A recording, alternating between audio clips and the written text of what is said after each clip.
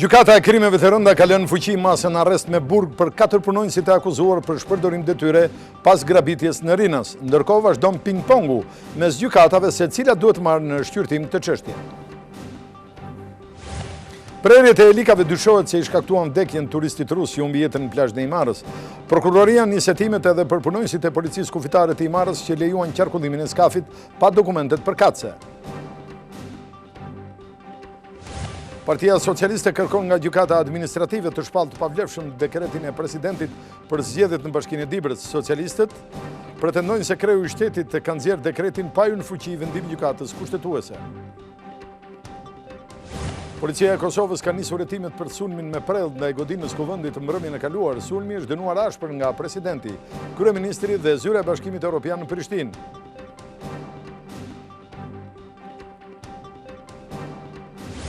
Partizani do të luajë me rusët e Krasnodar në play-offin e Europa Ligës. Shorti i hedhur në Union Zvicër ka vënë përballë edhe tetovarët e Shkëndijës me belgët e Gent.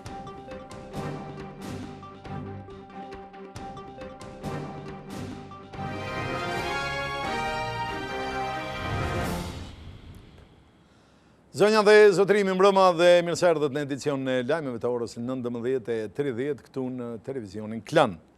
Është kthyer në një telenovel se cila gjykat do të gjykojë çështjen e 5 arrestuarve, të cilët akuzohen për shpërdorim detyre në rastin konkret të vjedhjes spektakolare që ndodhi në aeroportin e Rinasit.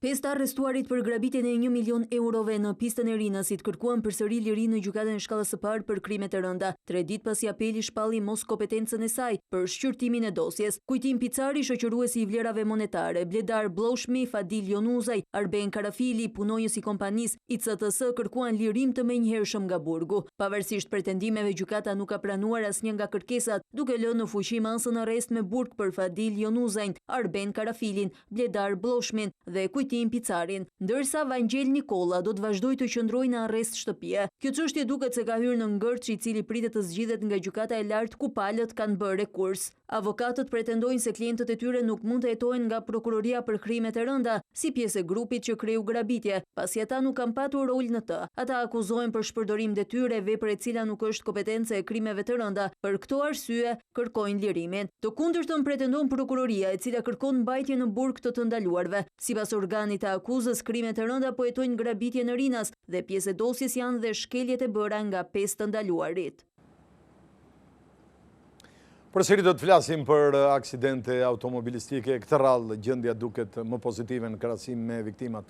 Natyrisht bëhet fjalë për autobusin e linjës Burrel-Tiranë, i cili ka dalë nga rruga dhe ka përfunduar në një kanal. Si pasojë janë 4 të plagosur, ndërkohë që njëri prej tyre është në një gjendje më të rëndë dhe për këtë arsye ai është transportuar menjëherë në spitalin e traumës këtu në Tiranë. Nuk kanë të ndaluar aksidentet në rrugët e vendit. Një autobus i linjës Burrel-Tiranë ka dalë nga rruga dhe përpasoi 4 pasagjerë janë plagosur. Ngjarja ka ndodhur mesditën e së premtes, pranurës së Karricës, ndërsa të plagosurit janë dërguar me urgjencë në spital. Sipas policisë, 3 persona të moshave 21, 42 dhe 45 vjeç ndodhen jashtë rrezikut për jetën në spitalin e Burrelit, ndërsa një 52 vjeçare me iniciale EH u transportuan në qendrën spitalore universitare Nën Tereza për ndërhyrje të specializuar.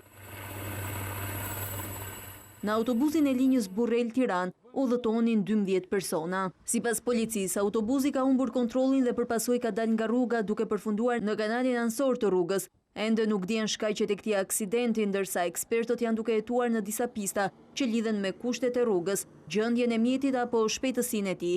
Efektivët e policisë kanë marrë edhe dëshmitë e pasagjerëve dhe drejtuesit të mjetit. Në pak ditë aksidentet kanë qenë të shumta. Vetëm një ditë më parë, 3 persona humbën jetën në Bulqiz, pasi automjeti i tyre doli nga rruga. Hetimet vazhdojnë edhe për aksidentin e Velipojës, ku humbën jetën 4 të rinj. Do të flasim tani për rastin fatkeq të turistit rus që humbi jetën në Himar.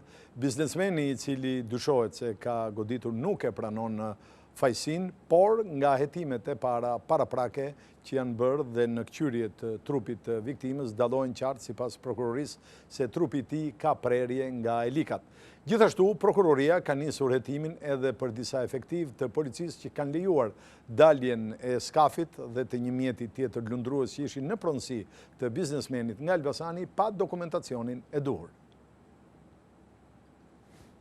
Turisti rus Denis Kayumov ka vdekur nga shoku i rënd traumatiko-hemoragjik, si pasojë të dëmtimeve që janë shkaktuar me mjete të forta prerëse me mekanizmin goditje për plasje. Ky është konkluzioni paraprakje ekspertëve të mjekësisë ligjore, të cilët kanë konstatuar 3 plagë të thella, të cilat dyshohet të jenë shkaktuar nga helikat e motorëve të skafit. 43 vjeçari ndorroi jetë pak minuta pasi u dha ndihma e parë në spitalin e Himarës, ndërsa hetimet janë përqendruar për të provuar lidhjen shkaksore midis skafit të sekuestruar të 44 vjeçarit Fatmir Kuçi dhe plagëve në trupin e viktimës. Fatmir Kuçi u arrestua si i dyshuar për goditjen nga pakujdesia të turistit rus, ndërsa gjatë marrjes në pyetje ai mohoi akuzat me pretendimin se i dha vetëm ndihmën e parë. Sipas prokurorisë, në kuvertën e skafit të 44 vjeçarit janë konstatuar njolla gjaku, por për këto njolla gjaku i pandehuri ka pretenduar se ato janë lënë në momentin që ka gjetur të dëmtuar viktimën dhe ka hyrë në bordin e skafit të tij për ta çuar drejt bregut dhe për t'i dhënë ndihmën mjekësore. Prokuroria njoftoi se njëkohësisht për të njëjtën ngjarje ka nisur procedimi penal si të dyshuar për veprën penale të shpërdorimit të detyrës dhe për punonjësit e policisë kufitare të stacionit të policisë Himar. Të shtunën do të zhvillohet vlerësimi i masës së sigurisë ndaj 44 vjeçarit, për të cilin prokuroria pritet të kërkojë 30 ditë arrest me burg, derisa të sqarohet plotësisht situata gjatë fazës paraprake të hetimeve. Menjëherë policia kufitare ka nisur një operacion në shkallë të gjerë për bllokimin e mjeteve të lundrimit, pa dokumentacionin përkatës. Zyra e shtypit të policisë së shtetit bëri me dije se vetëm sot janë bllokuar 7 mjete, ndërsa në total që prej 1 qershorit 20 të tillë. Në gjykatën për keme të rënda është bërë verifikimi i masës sigurisë për Ergjys Kolaverin dhe Neat Sekën, të akuzuar si autor të atentatit me snajper në burgun e Vaqarit ndaj të burgosurit Gazmir Daci. Gjykata ka vendosur të lërë në burg Neat Sekën, i cili akuzohet për mos kallëzim krimi, ndërsa seanca për Ergjys Kolaverin që akuzohet për vrasje të mbetur në tentativë do të zhvillohet ditën e nesme pas ai kërkoi përjashtimin e gjyqtarit së çështjes. Avokati i Kolaverit tha se klienti i tij nuk ka qenë në vendin e ngjarjes në momentin e ndodhjes së saj. Nëntorin e vitit kaluar, Gazmir Daci vrau vllajën e Ergjys Kolaverit, Vladimirin, gjatë një sherri në zonën e Bathorës. Shkak për këtë vrasje dyshohet se ishte një konflikt i nisur në Francë për trafikun e emigrantëve drejt Britanisë së Madhe. Gjykata e Tiranës ka lënë në burg Fadil Bamin dhe Eduard Gjatën të arrestuar me 5 kg heroin të martën e shkuar. Gjykata e Tiranës ka lënë në burg Fadil Bamin dhe Eduard Gjatën të arrestuar të martën me 5 kg heroin. Tokat e zeza janë bindur nga provat e sjellën nga prokuroria, e cila i akuzon të dy për prodhim dhe shitje të lëndëve narkotike dhe armbajtje pa leje. 64 vjeçari Bami në dëshminë e tij para gjykatës ka hedhur poshtë akuzat. Sipas tij, dikush tjetër i ka lënë çantën në tavolinë dhe është larguar me vrap, ndërsa 39 vjeçari Gjata ka pretenduar se takimi mes tij dhe Bamit ishte për një borxh të pakthyer. Pavarësisht deklarimeve, prokuroria ka sjellë prova, përgjigje dhe filmime që vërtetojnë se dy të arrestuarit ishin furnizuesit kryesor me heroin të tregut të kryeqytetit. Policia në momentin që arrestoi Bamin dhe Gjatën gjeti në një çantë rreth 5 kg heroin të ndarë në 10 pako. Droga shitet kryesisht në zonën e ishparkut të autobusave dhe Unazës së Re në Tiranë. Bami kishte rolin e organizatorit dhe si provë u gjetën disa letra ku mbante shënimet e personave që u kishte dhënë lek me fajde. Policia bëri me dije se po punon për krapjen e dy shtetasve të tjerë të identifikuar që janë bashkëpunëtorë të Gjatës dhe Bamit. 7 parcela me lëndë narkotike kanabisative janë zgjësuar nga policia e Tiranës në fshatin Malgjepal. Në momentin që punonjësit e policisë janë afruar tek parcela, Ilmi Koçi dhe vllai i tij Ilir Koçi kanë qenë duke vaditur kanabisin e mbjellë. Sapo kanë konstatuar praninë e policisë, menjëherë ata janë larguar megjithëse u është bërë thirrje për të ndaluar. Në total u zgjësuan me djegje rreth 950 bimë narkotike. Është momenti të zhvendosemi në Itali, ku policia atje ka zbardhur si dhe ka sjellë të tjera detaje lidhur me grupin e prostitucionit, pra që komandonte prostitucionin dhe që vepronte në Torino. Grupi drejtohej nga 28 vjeçari shqiptar Besnik Metushi, por ky njeri ndihmoi edhe nga një shtetase rumune. Besnik Metushi, një 28 vjeçar shqiptar, është përgjegjës për një rrjet prostitucioni në Torino. Edhe pse në burg pasi është dënuar për vrasjen e një ish polici në 15 janar të vitit 2013, gjatë një tentative e grabitje, shqiptari drejtonte në mënyrë perfekte këtë biznes. Ai ndihmohej nga një 35 vjeçare me origjinë rumune, Korina Elena Vasilas. Puna e saj ishte importimi i vajzave të reja nga Europa lindore, me premtimin e një pune dhe pastaj i detyronte të prostituonin. Metushi e kontrollonte të gjithë veprimtarinë dhe shumicën e fitimeve e merrte për vete. Në mesin e viktimave ishin dhe disa vajza të vogla, minorene nga Bullgaria, Rumania dhe Shqipëria. Pjesë e këtij grupi kriminal ishin dhe vëllezërit e tjerë Metushi. Nga çdo vajzë fitimi ishte 400 euro në ditë, ndërsa muaj shkonte sipas policisë italiane në 8 deri në 10.000 euro. Gjithashtu është dokumentuar që një pjesë të fitimeve 28 vjeçari ka transferuar në Shqipëri. Me kërkesë të prokurorisë e Elbasanit, gjykata vendosi sekuestro preventive ndaj 4.200 metra katror tokë të ish ndërmarrjes bujqësore Elbasan, e dyshuar si e përfituar në bazë të dokumenteve të falsifikuara nga ana e familjes Floqi. Sipas prokurorisë, ata kanë arritur të marrin jo vetëm titullin e pronësisë mbi atë tokë, por të përfitojnë edhe kompensim në vlerën në rreth 320 milion lekë të reja, për faktin se një pjesë e sipërfaqes është e zënë nga ndërtimet informale.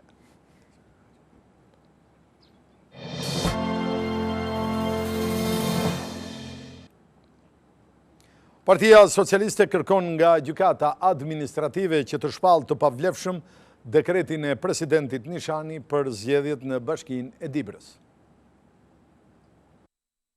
Partia Socialiste nuk tërhiqet nga kërkesa e saj për pezullimin e datës së dekretuar nga Presidenti i Republikës për zgjedhjet në Bashkinë e Dibrës. Kjo forcë është drejtuar gjykatës administrative për të kërkuar shpalljen e dekretit të datës 2 gusht si të pavlefshëm dhe si pasojë kërkon dhe pezullimin e tij. Presidenti i Republikës menjëherë pasi u njoftua zyrtarisht nga gjykata kushtetuese për vendimin e rrëzimit të kërkesës së ish kryebashkiakut Shukri Xhelili për rikthim në detyrë, duke lënë në këtë mënyrë në fuqi vendimin e Këshillit të Ministrave për ta shkarkuar pas skandalit seksual ku ai u përfshi, shpalli datën 11 shtator si datën e mbajtjes së zgjedhjeve të reja lokale në këtë bashki.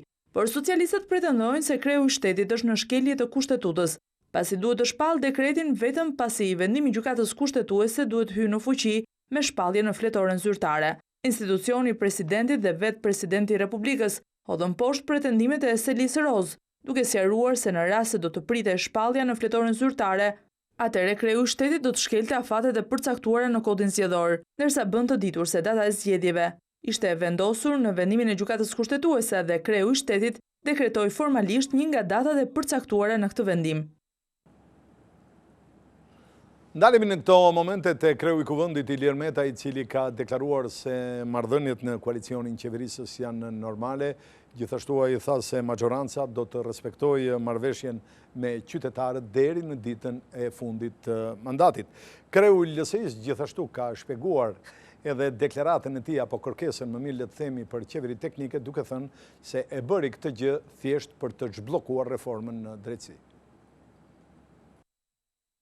Kryetari i Kuvendit Ilir Meta thot se marrëdhëniet në koalicionin që qeveris vendin janë mjaft normale, duke theksuar se marrëveshja do të zbatohet deri ditën e fundit. Marrëdhëniet në koalicionin janë përgjithësi mjaft normale, me ishte këtu portalet prodhojnë lajmet papara. Të mbyllni këto 4 vite së bashku me Edi Ramën në koalicion?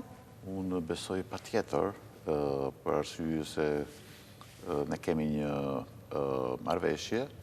Në studion e ABC News, kreu i LSI-s tha se ishin intriga zërat se PS apo LSI po punonin për të bërë 71 vota në parlament. Ma kjo më duket një histori krejtësisht banale. Madje kam thënë zotit Rama, qoftë ke 70-71 po t'i bëj dhe unë 3-4 vota, s'ka si problem.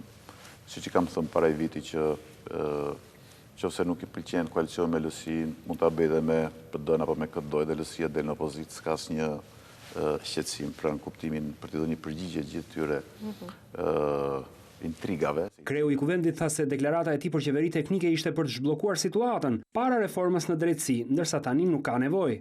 Gjatë negociatave, Meta zbuloi edhe një telefonat që kishte pasur me ish kryeministrin Berisha pas zërave se reforma bllokoi prej tij. Vetëm një herë, mas kaq kohësh, numrin e tij më dha zoti Bylluk Bashi, ka qenë një bisedë për korrekte, sepse edhe unë kisha një ide se mos ndoshta siç ishte kriju një legjend që pengon Berisha, dhe ka qenë tepër i qartë edhe konstruktiv, ka qenë në të drejtën e tyre dhe kaq. Kreu i kuvendit tha se PD luajti rol konstruktiv gjatë negociatave për reformën, por këto vlerësime sipas tij nuk duhen ngatruar me koalicionin qeverisës. Kryeministri Edi Rama është vënë përsëri në qendër të akuzave të opozitës. Partia Demokratike thot se kreu i qeverisë po merr në mbrojtje vllain e Fatmir Xhafait, që sipas saj është i përfshirë në trafik ndërkombëtar droge. Sipas Partisë Demokratike, pyetja që bën çdo qytetar është pse duhet që vllai një trafikanti ndërkombëtar droge me kërkesë ekstradimi nga Venezuela u caktua nga Edi Rama, kryetari i reformës në drejtësi. Por kryeministri Rama, përmes një statusi në rrjetet sociale, e cilësoi një histori të sajuar për fshirjen e vllait Fatmir Xhafait në trafikun ndërkombëtar të drogës dhe u shpreh se kjo është një fushatë e ndyrë për të baltosur punën e tij në krye të Komisionit të Reformës në drejtësi. Ka reaguar për këtë çështje dhe ish kryeministri Berisha, sipas të cilit Rama ka marrë 1.3 milion euro për të fshehur kërkesën për ekstradim nga Venezuela të Agron Xhafës, i kërkuar për trafik ndërkombëtar droge.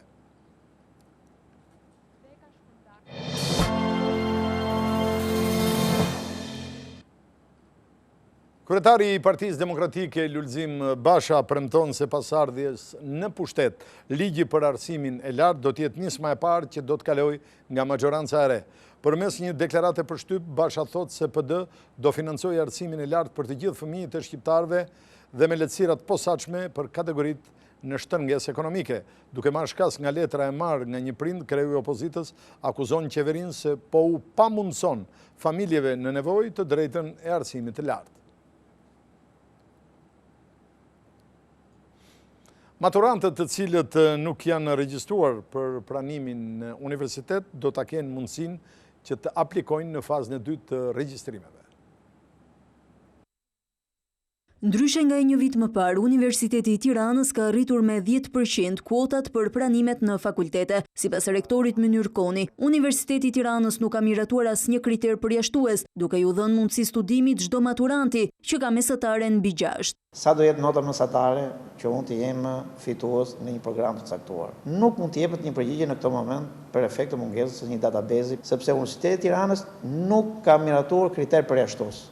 Të gjithë studentët që kanë mesataren 6 e lartë kanë të drejtë të konkurrojnë. Rektori Koni bën të ditur se çdo maturant i cili nuk regjistrohet në fazën e parë ka mundësi të aplikojë në fazën e dytë të regjistrimeve, ndërsa të gjithë ata që banojnë në rreth dhe nuk kanë mundësi të paraqiten personalisht në fakultet për regjistrim, mund të autorizojnë një të afërm të tyre të kryej procedurat. Aplikimi mbyllet brenda datës 11 gusht dhe brenda 10 ditësh parë të shtatorit dalin rezultatet fituese dhe ato që nuk kanë pas mundësi të aplikojnë për arsye nga më të ndryshme, fillon aplikimi nga e para.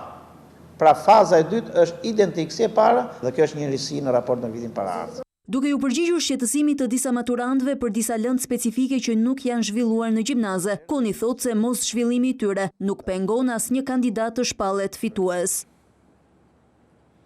Duket se Bashkia e Kryeqytetit po vijon punën me ritme të larta, kështu kryebashkiaku Veliaj tha se 200 shkolla të Kryeqytetit të cilat do të përfundojnë rikonstruksionin do të jenë gati për sezonin e ri shkollor, ndërkohë ai tha se në shtator bashkia do të nisë ndërtimin e 20 shkollave të reja.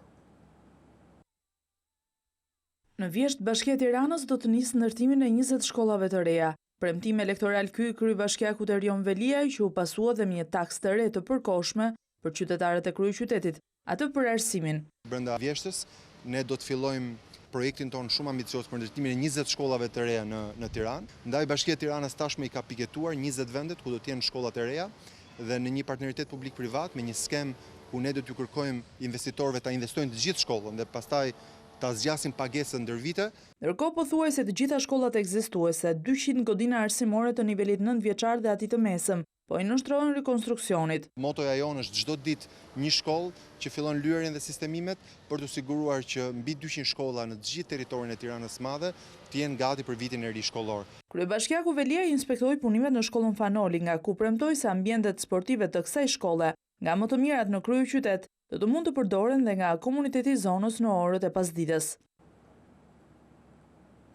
Policia e Kosovës ka nisur hetimet për të zbardhur ngjarjen e sulmit me predhë ndaj ndërtesës së kuvendit në Kosovë, ndërkohë ky sulm është dënuar nga presidenti, kryeministri dhe zyra e Bashkimit Evropian atje. Godina e kuvendit të Kosovës u sulmua me një predhë në orët e vonat të sejntes. Dyshohet se kanë qenë 2 personat që kanë ndërmarrë sulmin dhe më pas janë larguar me një motorciklet. Nga sulmi nuk ka patur të lënduar, por janë shkaktuar dëme materiale në murin e ndërtesës dhe një prej zyrave, siç tregohet edhe në këto foto. Policia e Kosovës tha se ka gjetur një mjet për hedhjen e predhave me të cilën dyshohet se është kryer sulmi ndaj godinës së kuvendit. Në rrugën 1 Tetori u gjet dhe një motocikletë djegur, si dhe një shishe molotovi që dyshohet se mund të jetë përdorur nga autorët. Për ngjarjen ka reaguar kryeministri Mustafa. Ai tha se sulmi mbi ndërtesën e kuvendit të Republikës së Kosovës është një kërcënim ndaj pavarësisë dhe se askujt nuk i lejohet të terrorizojë institucionet e shtetit. Sulmin e ka dënuar ashpër dhe presidenti i Kosovës Hashim Thaçi. Sipas tij, personat që kanë ndërmarrë këtë akt janë njerëz që nuk e duan Kosovën dhe të ardhmen e saj. Zyra e Bashkimit Evropian në Prishtinë e ka vlerësuar këtë akt si një sulm kundër demokracisë dhe përfaqësuesve të popullit të Kosovës dhe si i tillë është i papranueshëm, thuhet në reagimin e saj.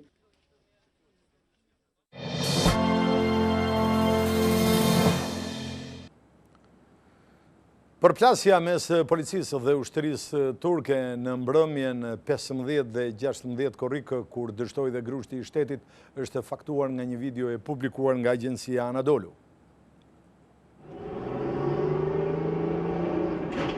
Ky është momenti kur tanket e ushtrisë turke mbërritën në stacionin e policisë së Ankaras në zbatim të planit për të rrëzuar pushtetin Erdogan. Policia sapo ishte njoftuar për tentativën e një grupi ushtarakësh dhe bllokoi hyrjen në stacion.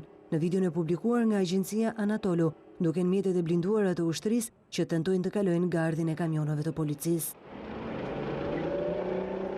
Në pak minuta në vendngjarje mbërrin edhe tanket të tjerë të ushtrisë, ndërsa avionët F-16 të ushtrisë nisin të hapin zjarr.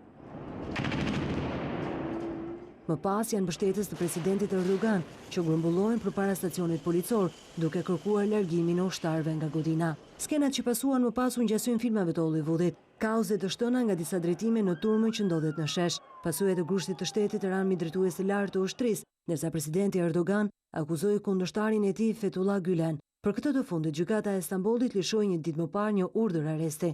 Në reagimin e tij, Gülen tha se ky urdhër është një tjetër dëshmi e autoritarizmit të Erdogan që çdo ditë më shumë po shkëputi lidhjet me demokracinë.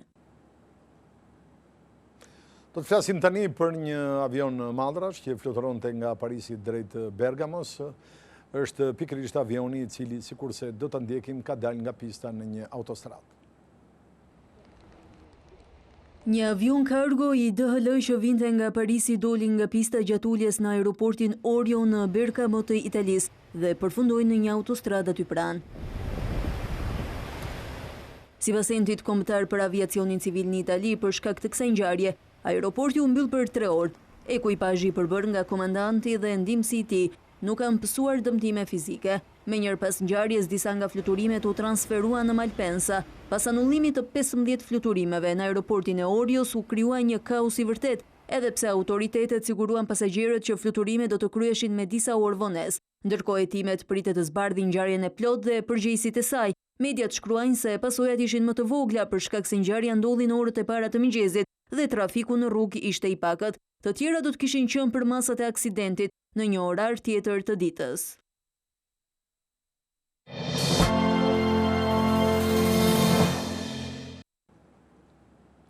Në play-offin e Europa Ligës, Partizan Ynë do të përballet me rusët e Krasnodar.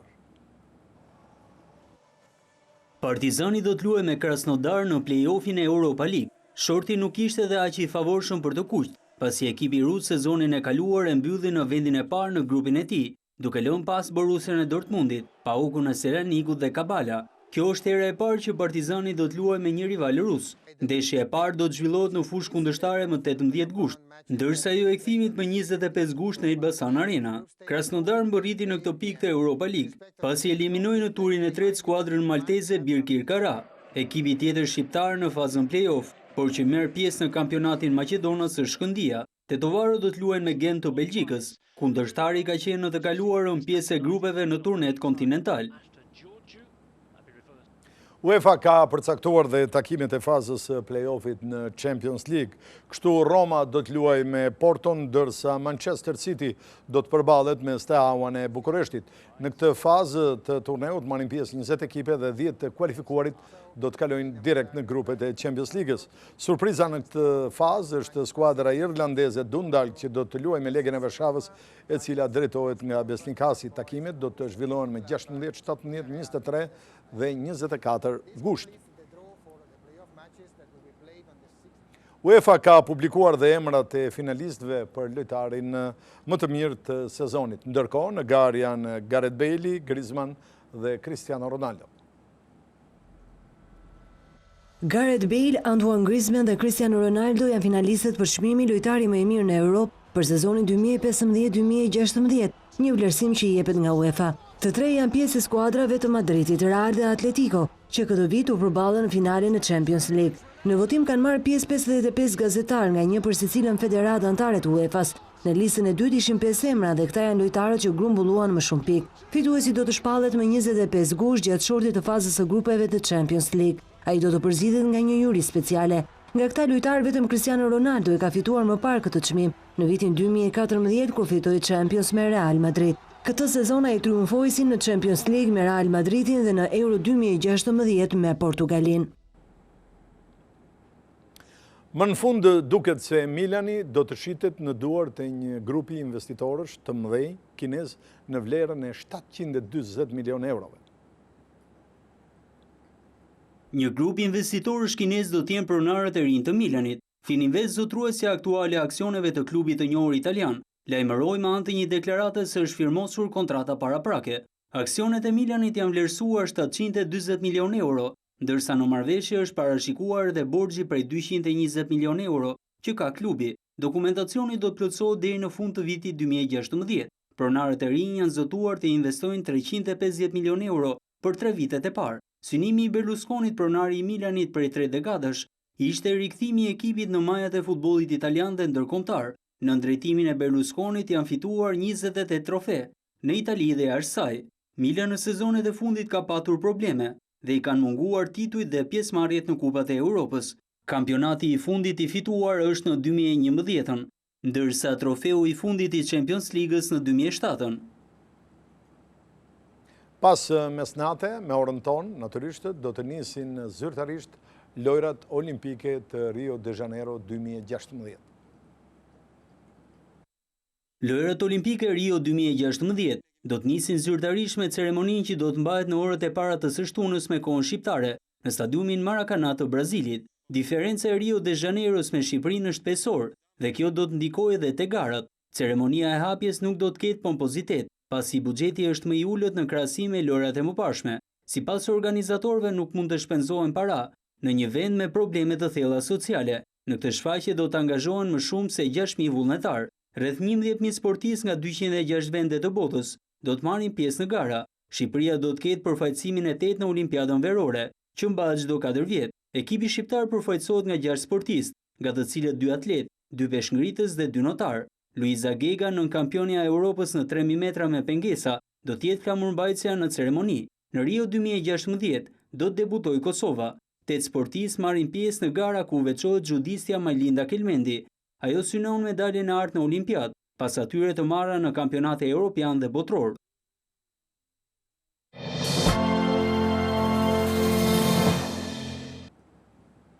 Festivali i verë në Epidam ka ngritur siparin në qytetin bregdetar të Durrësit.